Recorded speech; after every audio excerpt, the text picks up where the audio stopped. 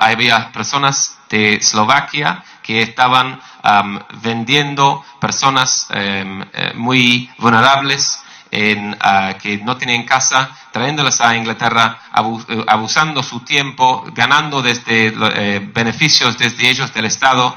Y nosotros no solamente condenamos a ellos, pero después pusimos un orden de prevención que ellos no pudieran visitar a esta parte de Eslovaquia de nuevo.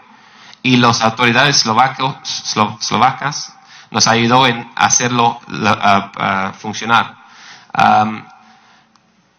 También protección de víctimas. Nosotros ya, no pasó antes, tuvo mucho trabajo de las ONGs en Inglaterra para proteger a las personas que eran víctimas de trata, que eran encontrados, puede ser, en fábricas de cannabis, de marihuana en Inglaterra, o trabajando en barres de, uñas. Es una otra manera de esclavitud o labor forzada. Ahora, si hay personas que están haciendo cannabis, marihuana, está haciendo un delito. Pero si ellos pueden demostrar que eran una víctima de trata, ellos tienen una defensa total y se pueden como no ser victimizados dos veces por lo que hizo las personas que los trataba. Siguiente, por favor. Siguiente. Como lo ves, es una fábrica.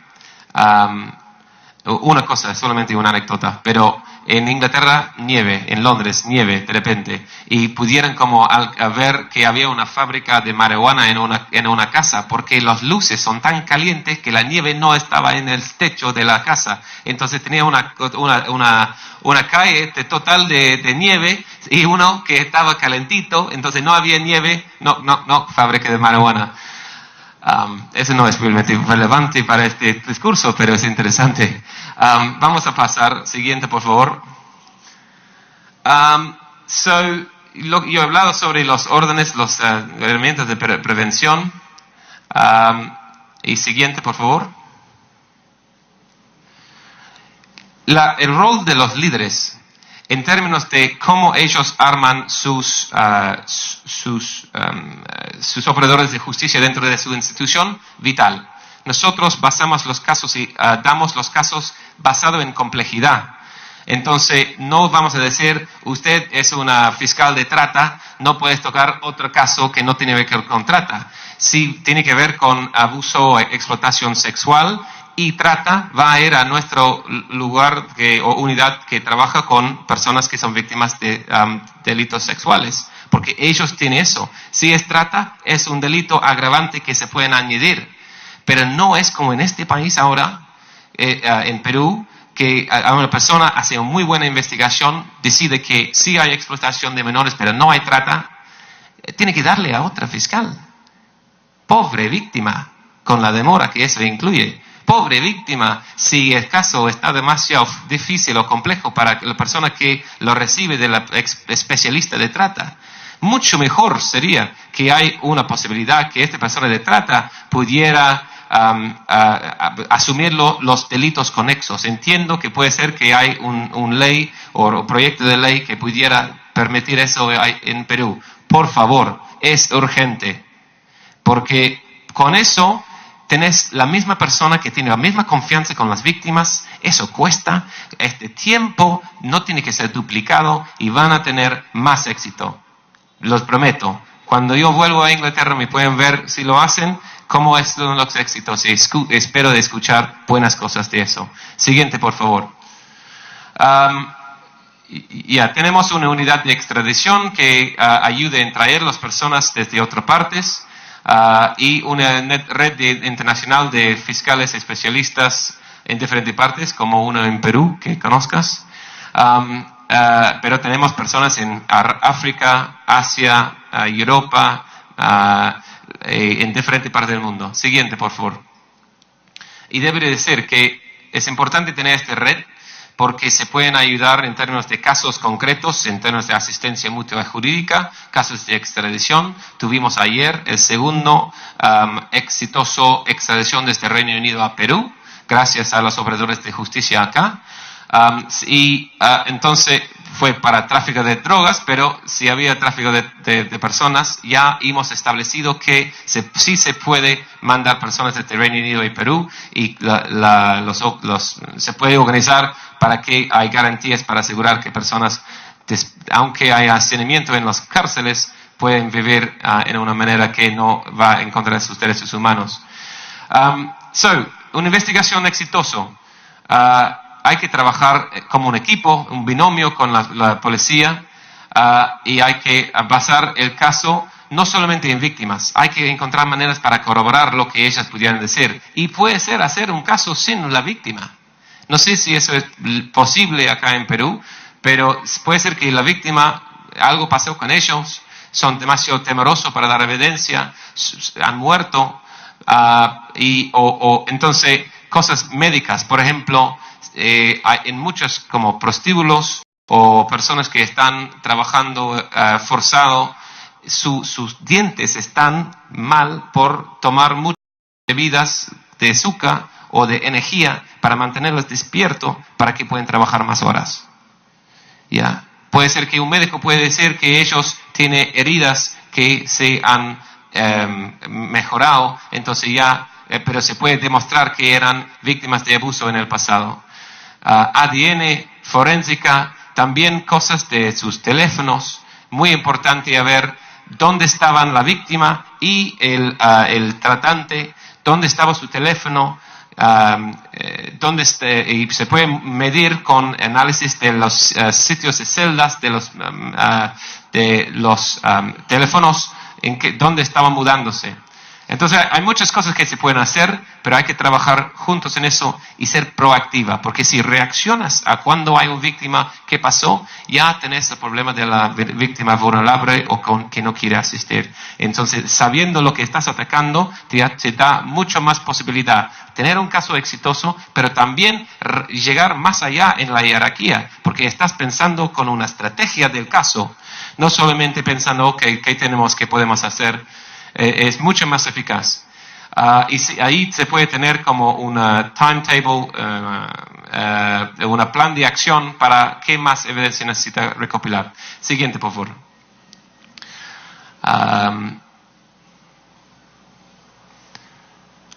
Y siguiente. Víctimas. Muy importante. Nosotros tenemos muchas cosas, como ustedes tienen acá, medidas especiales para ayudarles en dar su mejor evidencia. Tenemos un libro sobre logrando evidencia de mejor para ayudarles en dar su evidencia. Puede ser por LiveLink, puede ser, hay que entrenar a la persona que la va a entrevistar para sacar su versión, a ver. Y también una cosa que es importante es capacitar a los jueces, los fiscales, todos, la policía, defensa, sobre los mitos sobre las víctimas. Pues como lo hemos hecho primero en nuestro país, para ayudar a los jurados a entender que una víctima de violación puede ser que no va a decir no, puede ser que no va a poder decir que no, o va a hacer cosas que uno pudiera decir, bueno, pero si fuera una víctima hubiera actuado en esta manera. ¿Cómo sabes usted? Una persona pudiera decir. Entonces nosotros hemos trabajado mucho en romper el esquema que ellos piensan que cada víctima es lo mismo. Puede ser que una víctima va a ser tan traumado, tanto trauma, que miente en principio sobre quién fue la persona que lo hizo, Y eso significa que ellos tenés una persona que ha hecho mentira, pero hay que mirar más allá.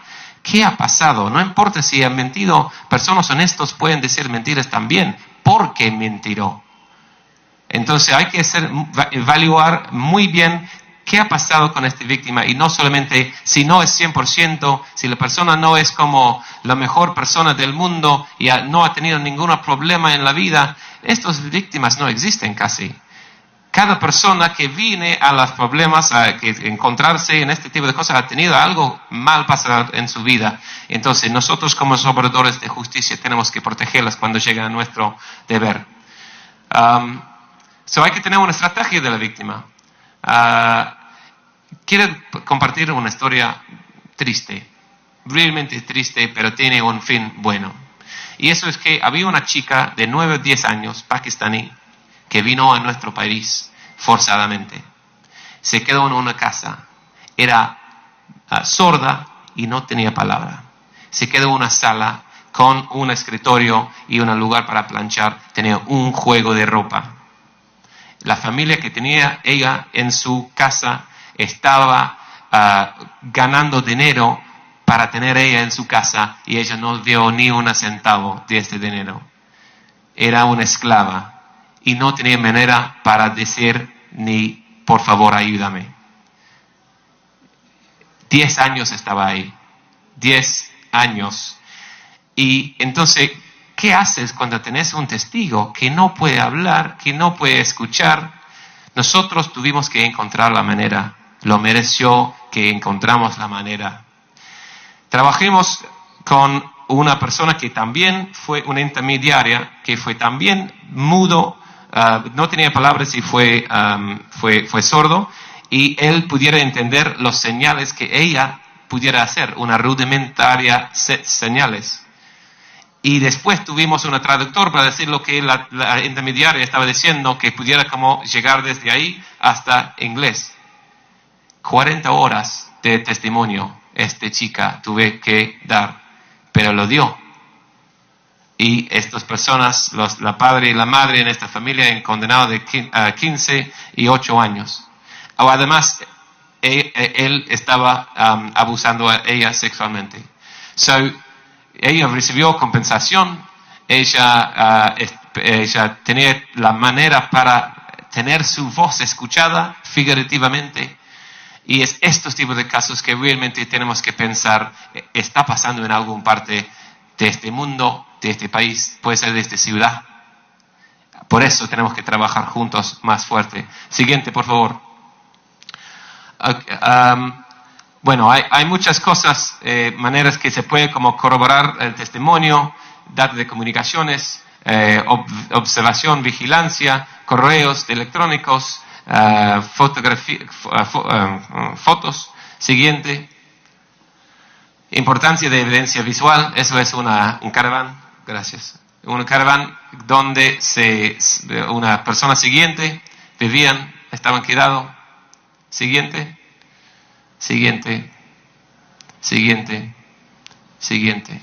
Miserable. Siguiente. Voy a terminar con 2 cosas. Primero, cooperación internacional.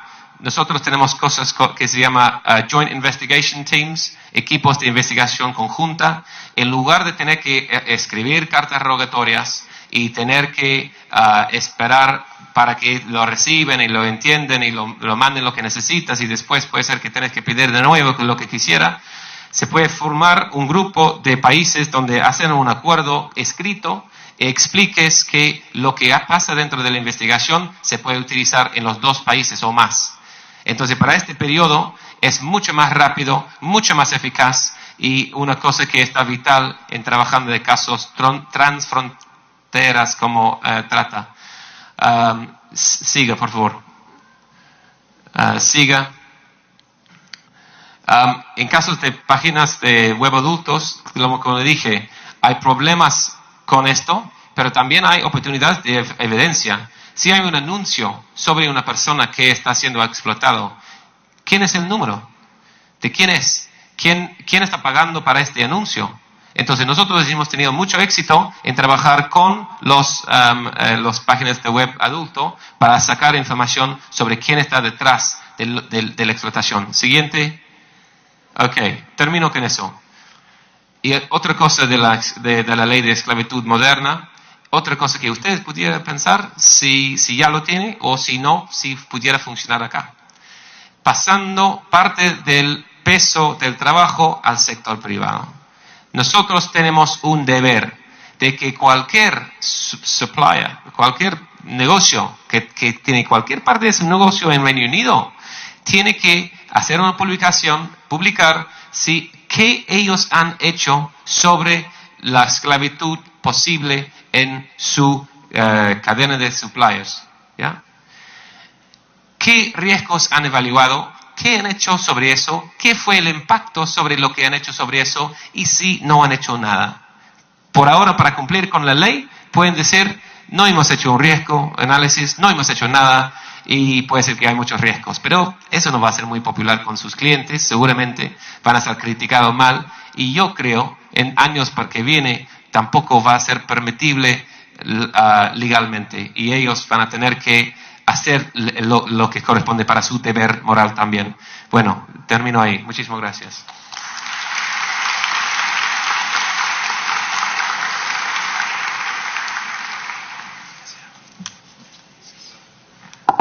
Muchas gracias, muchas gracias. Queremos saludar, está con nosotros el señor viceministro de Derechos Humanos del Ministerio del Interior. Está con nosotros. Saludarlo al Miguel Ángel Soria Fuerte. Lo tenemos por dónde está. Bueno, saludos al señor viceministro. Vamos a continuar, señoras y señores. Vamos seguidamente a recibir el tema es el rol de los operadores de justicia en el crimen organizado para una sanción efectiva del delito de trata de personas.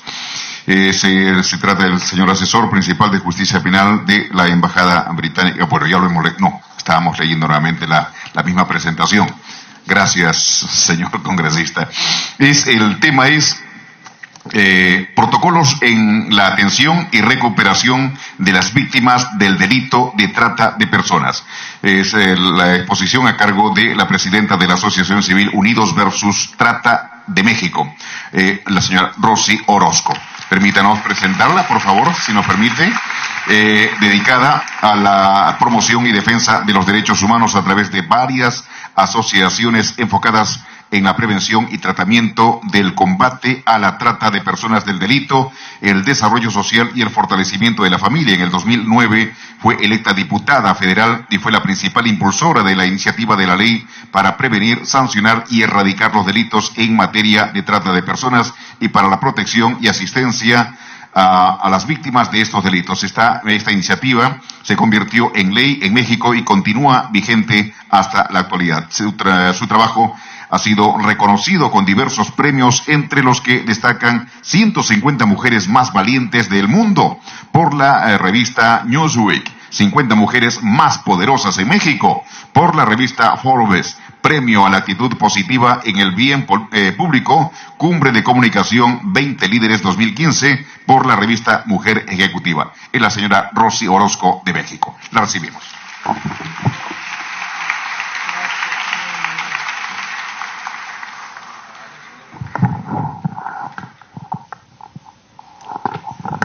Buenos días, buenas tardes ya, pero quisiera sobre todo agradecer al congresista Juan Carlos González, a todo el equipo que hizo posible un foro tan sensible, tan humano, que tiene que ver con un problema de nuestras naciones.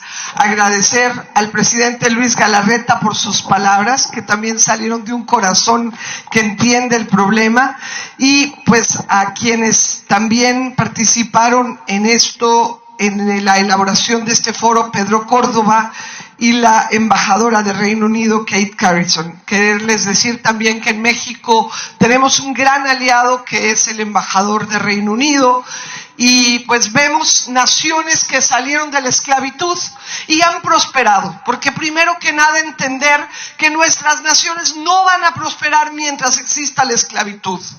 Todos, la historia de la humanidad, desde Egipto, cuando salieron los esclavos y entraron a una tierra prometida, créanme, esas son las maneras de prosperar. Mientras exista la moderna esclavitud, que es la trata de personas, México, Perú, ninguna nación jamás podrá prosperar. Es un gran ejemplo Reino Unido, un gran hombre William Wilberforce, como hoy Juan Carlos González, con ese mismo corazón de abolir esta esclavitud. Y estar hoy aquí con Julieta Fernández, quiero decirles, porque ella no lo va a decir, pero ella es la heroína que en México acaba de defender verdaderamente con la vida, porque estamos enfrentando crimen organizado, y ella defendió la ley mexicana de una manera tremenda, porque el mundo está luchando para seguir en esclavitud. El mundo sigue tratando de hacer del comercio de seres humanos un gran negocio. Desde Inglaterra, cuando los empresarios defendían sus negocios de traer personas de color a estos campos o a estas empresas donde les utilizaban igual. Hoy el mundo está dividido en dos. Aquellos que quieren legalizar aún la esclavitud y aquellos que queremos abolir por completo la esclavitud. Los que quieren legalizarla quieren cambiar aún el bien jurídico a tutelar por el libre desarrollo de la personalidad, al grado que dicen, una niña que nació con tendencia a ser prostituta, hay que dejarla ser prostituta. Esa es la ideología de quienes quieren perpetuar esta miseria humana.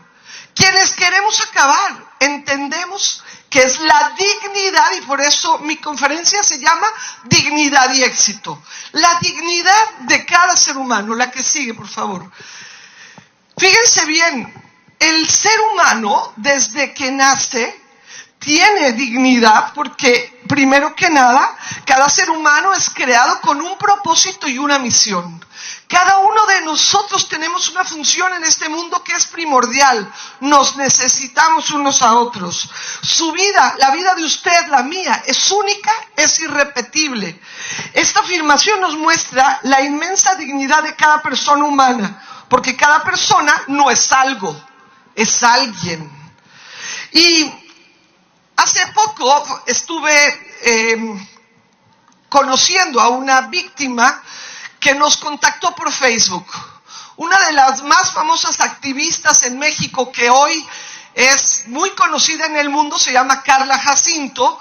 Ella fue víctima de los 12 a los 16 años y hoy en día ha sido una mujer que ha viajado por todo el mundo, y a ella la contacta una chica que escapó en Nueva York porque vio el documental de Tenancingo a Nueva York, se llama. Es un documental de México de cómo las llevan a los Estados Unidos. Y ella, cuando estaba en manos del tratante, vio la vida exitosa de Madaí Morales, que hoy está estudiando maestría, que trabaja en la Suprema Corte de Justicia, cuando antes, 2 años, siendo adulta, era prostituida en una zona de tolerancia de México, y hoy es una mujer exitosa. Y cuando ella vio a Madaí, dijo, yo tengo que escapar. Y luego se puso en contacto con Carlita Jacinto y me avisa que esta chica, que ya había escapado, estaba trabajando en una cafetería, en el sótano de una cafetería en Nueva York, a unos minutos de donde está toda la zona de tratantes donde la tuvieron, sin dignidad alguna, en un colchón en el piso y queriendo suicidarse.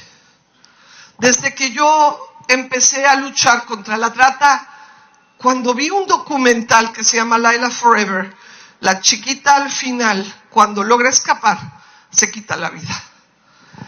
¿Sabes? Cuando yo entiendo que la vida de cada ser humano tiene un propósito y tiene una historia que escribimos en esa hoja en blanco desde que nacemos, y lo primero que hace la gente que esclaviza es romper por completo los sueños de la gente.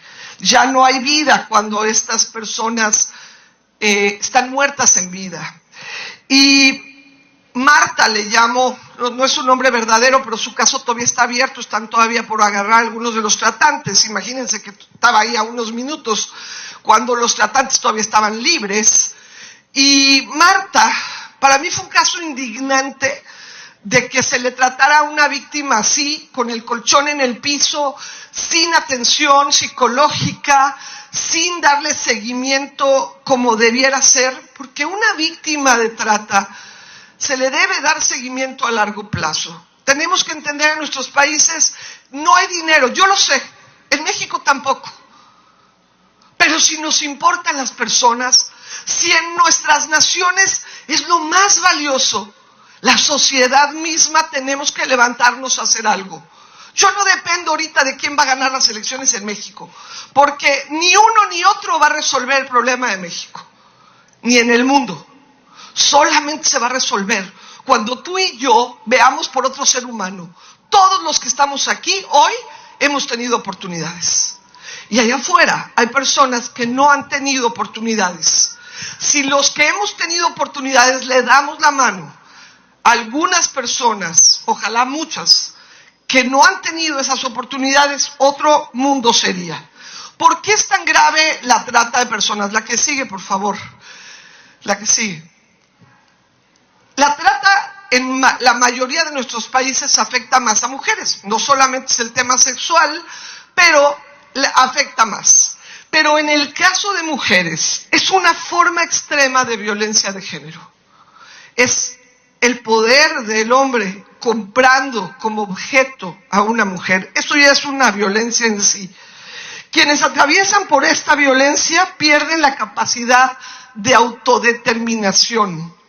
Tienen que rehacer su vida. Es muy costoso ayudar a una víctima de trata. Por eso me encantó escuchar muchas de las cosas que estaban comentando de lo que está haciendo Reino Unido, de lo que está haciendo Costa Rica, como decía Julieta, porque la trata de personas vulnera todo el tejido social. ¿La que sigue? Sí. Afecta a esferas fundamentales de seguridad y salud pública y es desgraciadamente tolerada por la sociedad. Vemos como que no vemos, ¿verdad? En México lo primero que sucedió, y yo de veras no tengo manera de cómo honrar a los medios de comunicación de México. México, una de las primeras cosas que sucedieron es que los medios de comunicación fueron capacitados para entender el fenómeno. Y la forma como tratan a las víctimas, recuerdo la primera vez que Mixi fue a una televisora que se llama Azteca, y ella no iba a dar su rostro a medios, pero la maquillaron, la sentaron, la trataron como a todas las actrices. En medio de todas ellas, Mixi siendo maquillada y peinada, no dio su rostro a medios. Y cuando salió de ahí me dice, soy una estrella en el anonimato. Los medios de comunicación tratan con todo respeto y dignidad a las víctimas, porque eso es lo que tenemos que regresarle a las víctimas. En el Vaticano hay un gran movimiento contra la trata de personas. ¿Qué admiro y valoro en el Vaticano? Que tratan a las víctimas con tanto respeto, que son la principal conferencista en medio de un evento de juezas o en medio de todos los líderes religiosos firmaron, y quien habló al final, que fue Carla Jacinto, fue increíble la manera como la honraron, sentando también a otras chiquitas en el lugar donde estaba el primer ministro o el alcalde, porque fueron pisoteados todos sus derechos humanos, por supuesto, lo más grave, totalmente nulificada su dignidad. Después del rescate de las víctimas, la que sigue, es importante ver todo lo que afectó, todo lo que sufrió por esta explotación. Por supuesto, requieren atención médica, psicológica, psiquiátrica, aún algunas de ellas. Y es importante la creación de relaciones interpersonales para poderla ayudar. Hay refugios que son tan protectores, por eso a mí no me gusta depender del gobierno, porque si yo recibo fondos del gobierno, a veces los empleados de gobierno, pero están tan preocupados por su trabajo que van a sobreproteger a las víctimas, que las van a encerrar de tal forma que no se reintegran, o también en algunas situaciones, si es un tema de aislar a la víctima, no la vamos a ayudar. La que sigue. La ley mexicana, como decía bien Julieta, quien defendió esta ley de veras con su vida, y te lo agradecemos siempre, Julieta, es una ley que pone en el centro a la víctima. Es una ley completa que tiene todo un capítulo de protección y asistencia a las víctimas.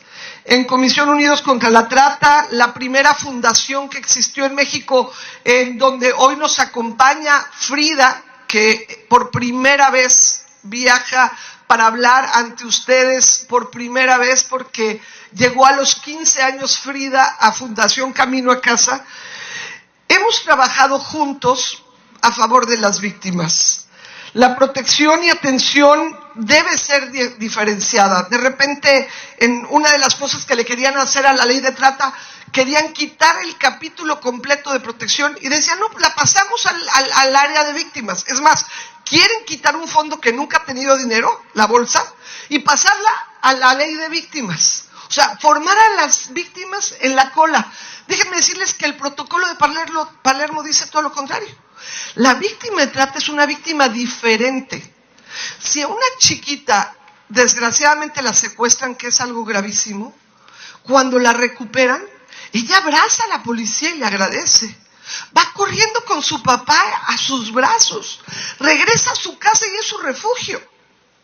La víctima de trata no. La víctima de trata tristemente ve al policía y muchas veces, así era en México, ya no, pero la policía era la primera que lo violaba en México. La mayoría de las víctimas antes decían que los policías, las autoridades, los del Instituto de Migración, etcétera, eran sus clientes. Hoy, por lo menos la Policía Federal de México ya no es así. Y lo hemos preguntado a todas las víctimas, no hemos vuelto a tener la queja. Pero imagínense la diferencia con la del secuestro. No quiere ir con su papá y abrazarlo. Es más, no quiere regresar a su casa.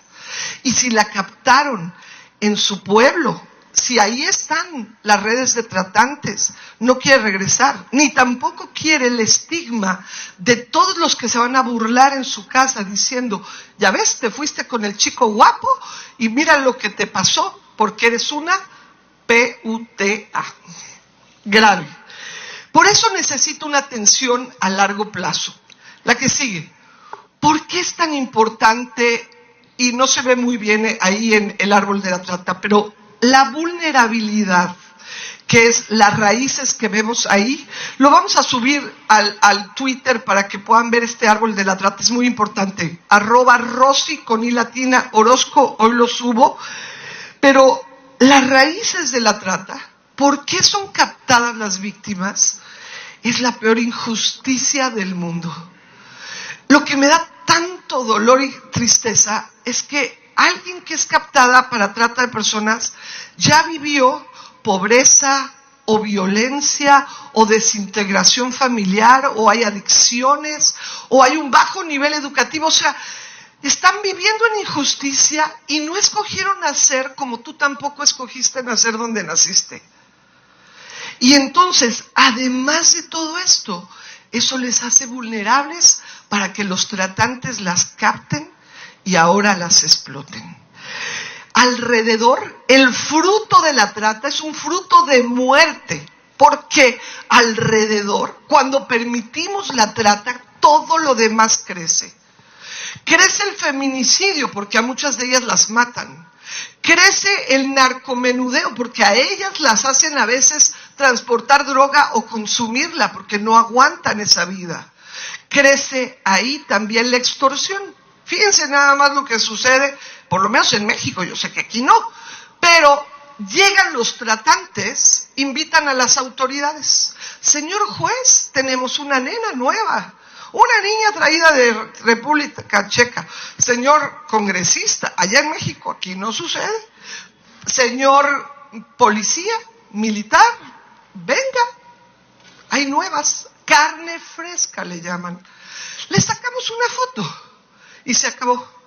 Ni va a poder hacer leyes, ni va a poder perseguir el delito, y cuidadito y se quiera meter contra esta organización delictiva. Lo tienen cooptados. Es la manera además como hacen su inteligencia, porque una chica que está capacitada por estos grupos criminales puede, como pasaba en México con un senador, que les llevaba a los demás senadores chicas, los emborrachaba, y con eso era su inteligencia. Las chicas le sacaban la información que él quería para tener más poder. Quien controla la prostitución tiene poder. Y por eso es tan grave que esto deteriora todo.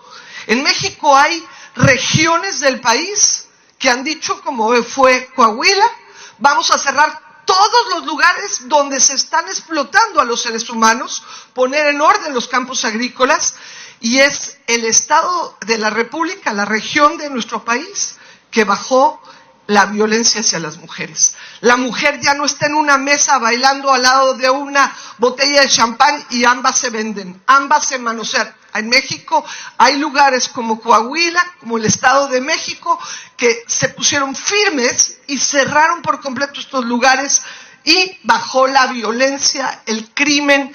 Y me decía el gobernador de Coahuila, Rubén Moreira, y su procurador, que era Homero Ramos: Rosy, el dinero del dolor de estas chicas bajaba para pagar armas, para organizarse el crimen, y aquí, cuando los acabamos, bajamos todo el crimen organizado. La que sigue.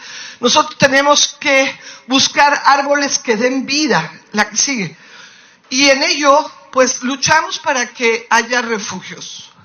El primer refugio de toda América se abrió en octubre, primer refugio especializado para niños varones.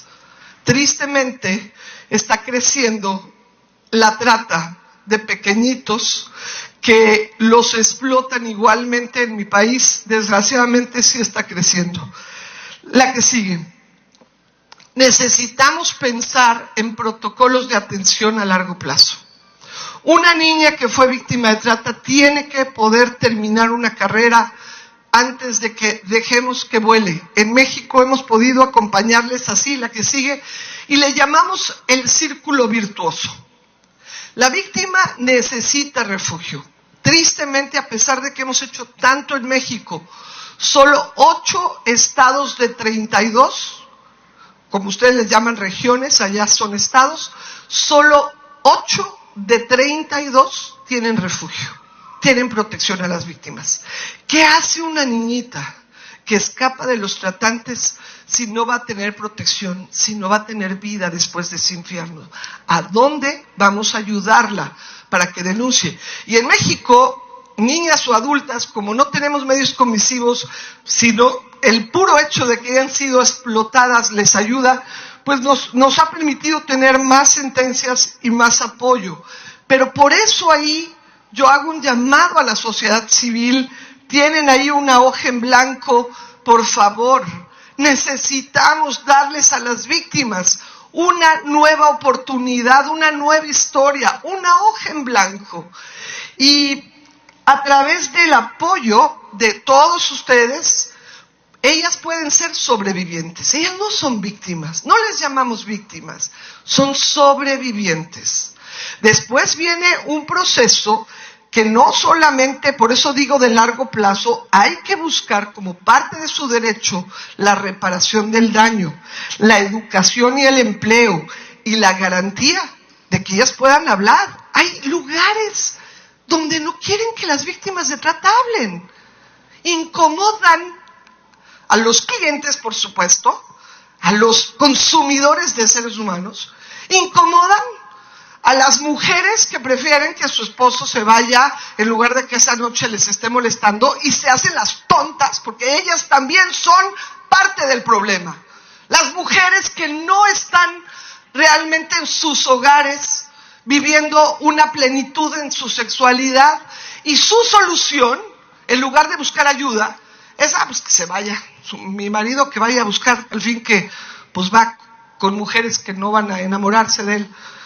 Es increíble eso, increíble, porque las mujeres también podemos ser parte del problema.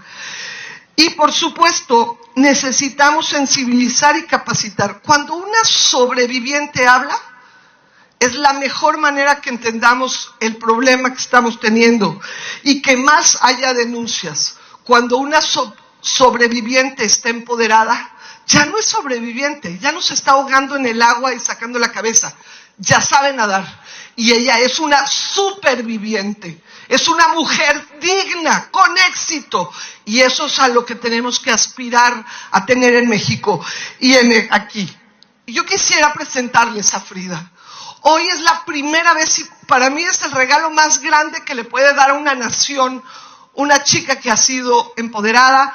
Ella a los 15 años fue rescatada gracias a un operativo, gracias a personas como ustedes, como hoy nos acompañan, que trabajan del lado de las víctimas para rescatarles, como nuestras autoridades. Y yo quisiera pedirle a Frida que nos pudiera platicar lo que ha sido hoy su vida, para que todos y todas podamos comprender este fenómeno. Frida, ¿le podemos dar un fuerte aplauso a Frida? Gracias.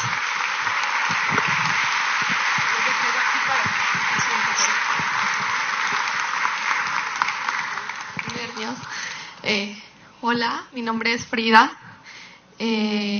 Yo fui explotada sexualmente cuando tenía 15 años. Fui enganchada a través de Facebook. Me enviaron una solicitud de Facebook, un hombre de nombre Iván. Me enamoró. Duramos un año de relación. En ese año me decía que cuando cumpliera 15 años me saliera de mi casa. Me dijo que se quería casar conmigo, que quería tener hijos conmigo. Y una vez se fue a San Luis Potosí. Me dijo que me quería llevar. Mi mamá no